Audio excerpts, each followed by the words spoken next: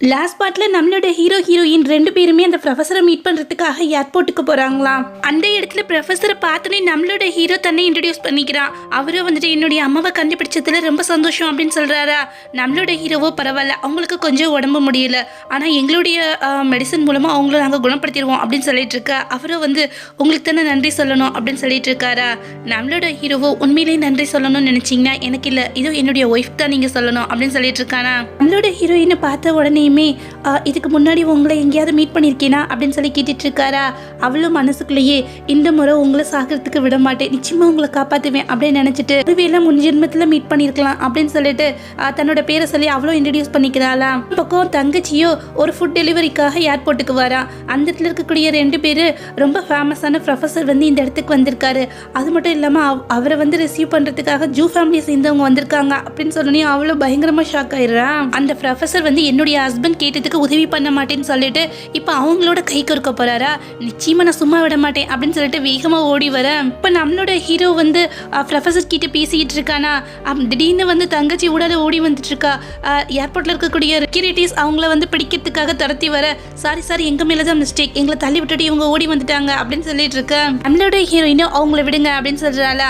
இப்போ வந்து தங்கச்சியும் நீரை வந்துட்டு ப்ரொஃபஸர் கிட்ட என்னுடைய ஹஸ்பண்ட் உங்களுடைய ஸ்டூடெண்ட்ஸ் ஹெல்ப் பண்ண சொல்லி கேட்டதுக்கு பண்ண மாட்டேன்னு சொல்லிட்டு இதோ இந்த கெட்டவங்களோட சேர்ந்து கை கொடுத்துட்டு இருக்கீங்க, எவ்வளவு பணம் கொடுத்தாங்க, இவங்க கொடுக்கறத விட 3 மடங்கு பணம் நான் உங்களுக்கு தரேன் அப்படின்னு சொல்லிட்டு இருக்கேன். இங்கே பாருங்க வயசானவரே, நான் 2 சாய்ஸ் தான், ஒன்னு என்னுடைய ஹஸ்பண்ட் கூட சேர்ந்து கோஆபரேட் பண்ணுங்க, அப்படி இல்லையா உங்களுடைய சொந்த நாட்டுக்கே வந்து ஓடி போயிடுங்க அப்படின்னு சொல்லிட்டு இருக்காளா. பைத்தியக்காரி மாதிரி இந்த மாதிரி பேசிட்டு இருக்க நம்மளோட ஹீரோவுக்கு கோவம் வந்துருது. இங்க பாரு, எப்ப பார்த்தாலும் என்னுடைய லைன்லயே கிராஸ் பண்ணிக்கிட்டே இருக்கு.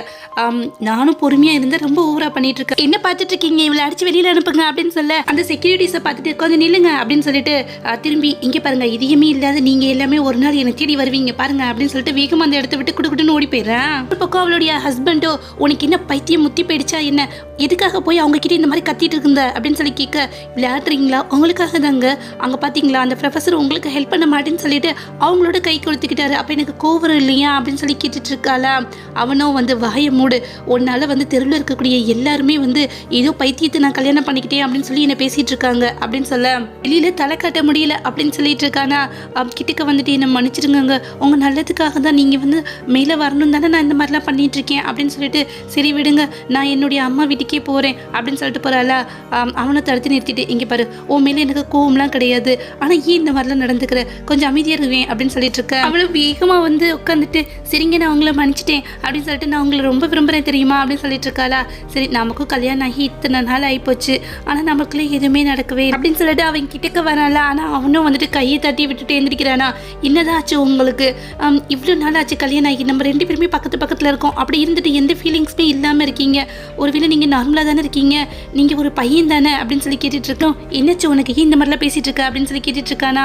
என்ன இது நடக்குதுன்னு எனக்கு ஒன்றுமே புரியலை, எப்படி வந்து லாஸ்ட் லைஃப்ல நீங்கள் எங்கள் அக்காவோட சேர்ந்துருந்துருப்பீங்க ப்ரெக்னெண்டாக இருந்தாலே அப்படின்னு சொல்லி ஷாக் ஆகிட்டு, என்ன உளறிட்டு இருக்க, நான் எப்போ உங்கள் அக்காவோட சேர்ந்துருந்தேன் அப்படின்னு சொல்ல, இல்லைங்க தெரியாமல் ஏதோ உளறிட்டே அப்படின்னு சொல்ல, வாய மூடி, எப்போ பார்த்தாலும் இந்த மாதிரி உளறிட்டே இருக்கியே அப்படின்னு சொல்லிட்டு கதவை சத்திட்டு போயிடுறான்.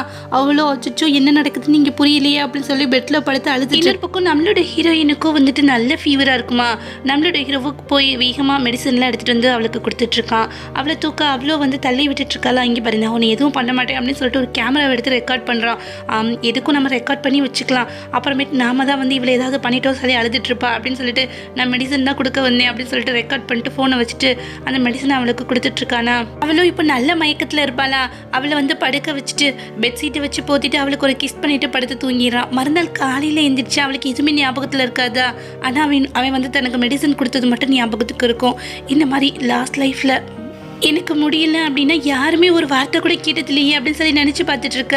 அந்த கம்ப்யூட்டர் ப்ரோக்ராமரோ உட்காந்து வேலை பார்த்துட்டு இருப்பான். நம்மளோட ஹீரோயினோ இரும்பிட்டு இருப்பா. என்னது எப்போ பார்த்தா லொக்கு லொக்குன்னு இரும்பிட்டு இருக்கேன், வேலை பார்த்துட்டு இருக்கீனா இல்லையா, வெளியில போ அப்படின்னு சொல்லுவானா. அவளும் எதுவும் பேசாமல் வெளியிட போயிடுவா.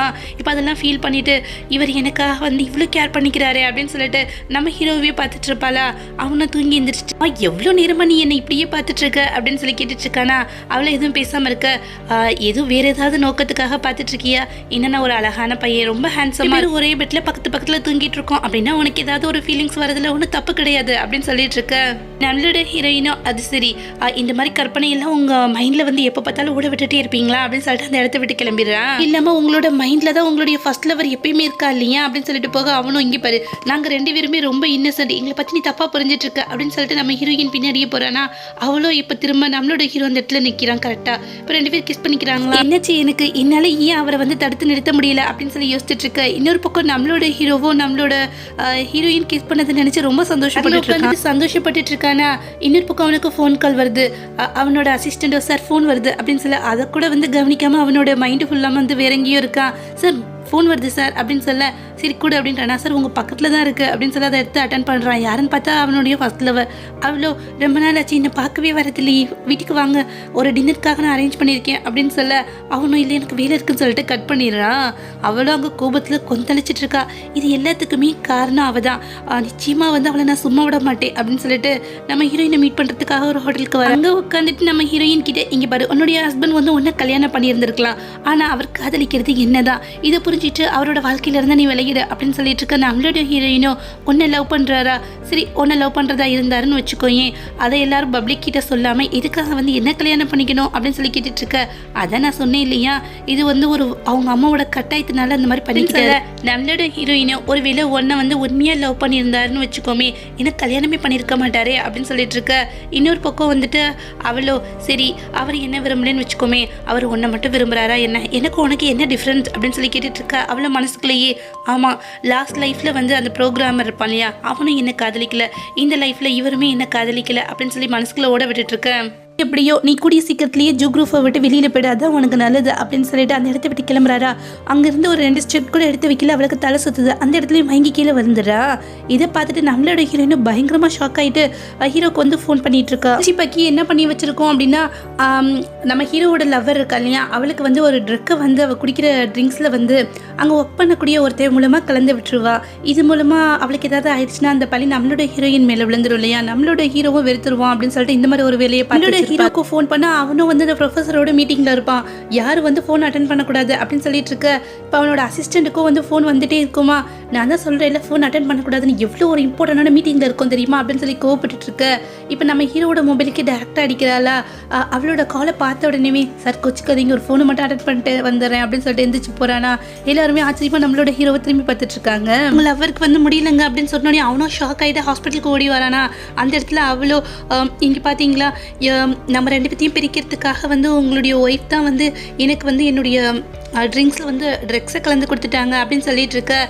இந்த மாதிரிலாம் பேசிகிட்டு இருக்க, ஏதாவது வந்து ஒரு மிஸ் அண்டர்ஸ்டாண்டிங்காக இருக்கலாம் இல்லையா அப்படின்னு சொல்லி கேட்டுட்டு இருக்க. என்ன பேசுகிறீங்க அப்படின்னா, நானே எனக்கு இந்த மாதிரி வந்து பண்ணிக்கிட்டேன்னு சொல்லிட்டு இருக்கீங்களா அப்படின்னு சொல்லிட்டு கோவப்பட்டு மட்டும் இல்லாமல் இவ தான் வந்து என்னை மீட் பண்ணணும்னு ஒரு இடத்துக்கு வர சொன்னா, இந்த மாதிரி உங்களை விட்டு மரியாதையாக போயிடணும்னு சொல்லி என்னை மிரட்டினா தெரியுமா அப்படின்னு சொல்லிட்டு இருக்க. நம்மளோட ஹீரோயினோ நீ ரொம்பவே நல்லா நடிக்கிறமா அப்படின்னு சொல்லிட்டு ஃபோன் எடுத்து ஹோட்டலில் அவள் பேசிகிட்டு இருந்த எல்லாத்தையும் ரெக்கார்ட் பண்ணி அந்த இடத்துல வந்து காமிச்சிட்டு இருப்பாளா. எனக்கு தெரியாமல் நீ இதெல்லாம் ரெக்கார்ட் பண்ணியா அப்படின்னு சொல்லி கேட்டுட்டு பிறகு உன்னை நம்பி சும்மா சாதாரணமாலாம் வந்து உட்காந்து பேசிட முடியுமா என்ன அப்படின்னு சொல்லி கேட்டுட்டு இருக்க. நம்மளோட ஹீரோவுக்கு கோவந்துருது. வாய மூடு, என்கிட்டயே போய் சொல்றியா அப்படின்னு சொல்லிட்டு நம்மளோட ஹீரோயினை கூப்பிட்டு அந்த இடத்த விட்டு போயிடறானா. அவ்வளோ வந்துட்டு என்ன மன்னிச்சிடுங்க, தயவு செஞ்சு நில்லுங்க அப்படின்னு சொல்லி நம்மளோட ஹீரோயின் பேரை சொல்லிட்டு உன்னை சும்மா விட மாட்டேன் நில்லு அப்படின்னு சொல்லி கத்திட்டு இருக்க. என்னாச்சு, எனக்காக வந்து உங்களுடைய சைல்டுஹுட் லவரையே தூக்கி எறிஞ்சிட்டு வந்துட்டீங்க அப்படின்னு சொல்லிட்டு இருக்க. பிறகு அவள் பொய் சொல்லியிருக்கா, அதனால தான் நான் கோவப்பட்டேன் அப்படின்னு சொல்லிட்டு இருக்கா. நான் நீரை கொண்டு வந்து வீட்டுக்கிட்ட இறக்கி விட்டுட்டு கிளம்பிடுறான். நானும் வேணா உன் கூட வரட்டுமா, நீ அதை விரும்புறியா அப்படின்னு சொல்லி கேட்க. அதெல்லாம் ஒன்றும் தேவையில்லை, நீங்கள் இங்கே வந்து கிளம்புங்க அப்படின்னு சொல்லிட்டு போயிடுறாளா. நம்மளோட ஹீரோவுக்கு வந்து நோஸ் கட்டாக போயிடுது.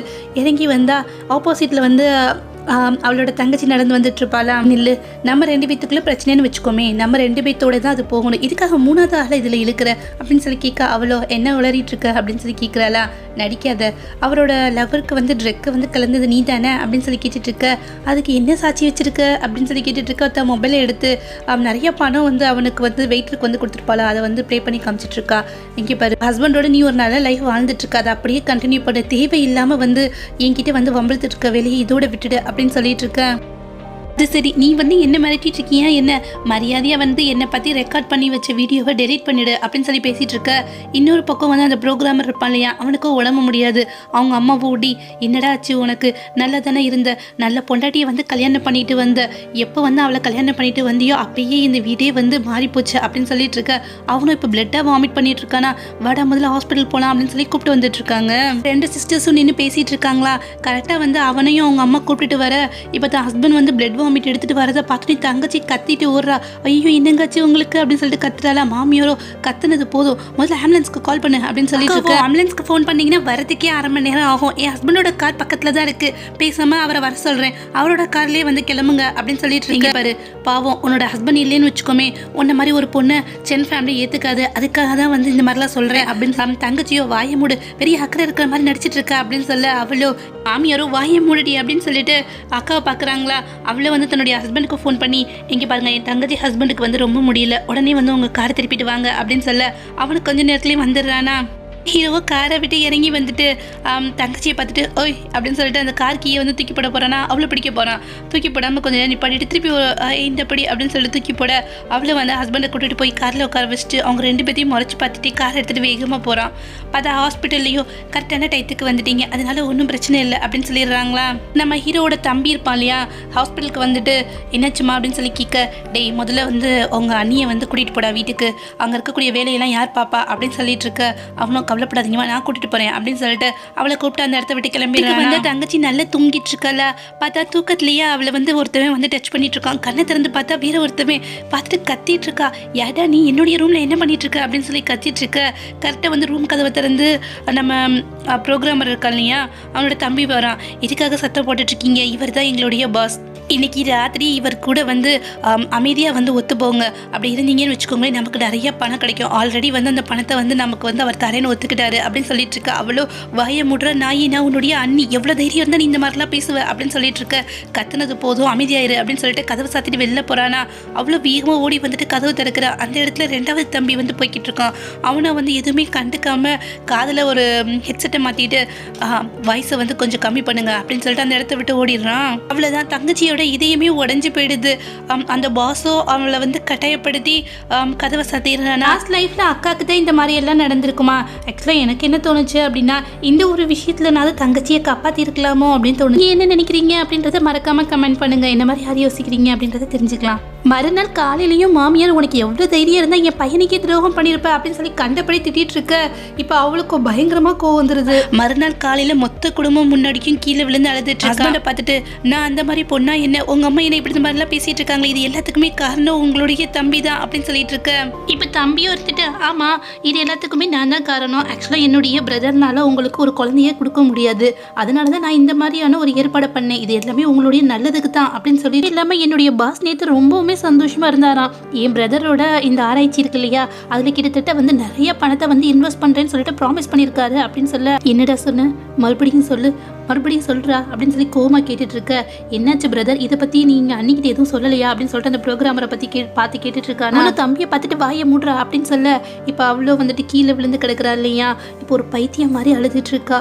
அட பாவி, இவ்வளோ நாளாக நீ என்ன தொடலையே, இதுக்கு தானா அப்படின்னு சொல்லிட்டு விஷயம் பார்த்துட்டு, நீ எல்லாம் வந்து ஆம்புலன்ஸ் சொல்லிக்கிறதுக்கு தகுதியே இல்லாதவன், இன்னைக்கு நான் ஒன்றை கொல்லாம விட மாட்டேன்டா நான் ஏன் அப்படின்னு சொல்லிட்டு அவனை போட்டு கண்டபடி அடிச்சிட்டு இருக்கா. கட்டி பிடிச்சிட்டு, இங்கே பாரு என்னை மன்னிச்சிட்டு, எனக்கு எதுவுமே தெரியாது அப்படின்னு சொல்லிட்டு இருக்க. சீ விடு, நீ எல்லாம் ஒரு புருஷனா அப்படின்னு சொல்ல. அவனுக்கு கோவம் வந்துருதா. இப்போ அவளுடைய கழுத்தை பிடிச்சு நடிச்சிட்டு இருக்கான்.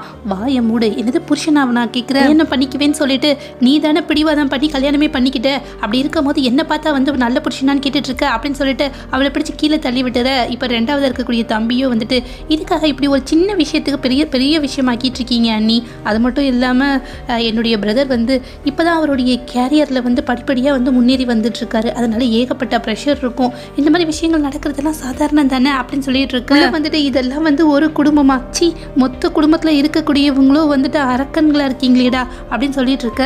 யாரோ அதுக்கு மேலே இது வரைக்கும் என்னுடைய பையன் வந்து ஒன்று தொட்டதே கிடையாது, அது மட்டும் இல்லாமல் அந்த பாஸ் இருக்கார் இல்லையா, உனக்கு சரியான மேட்சை, அவரை வந்து பிடிச்சிட்டு மேலே வரதுக்கான வழியை பாரு அப்படின்னு சொல்ல.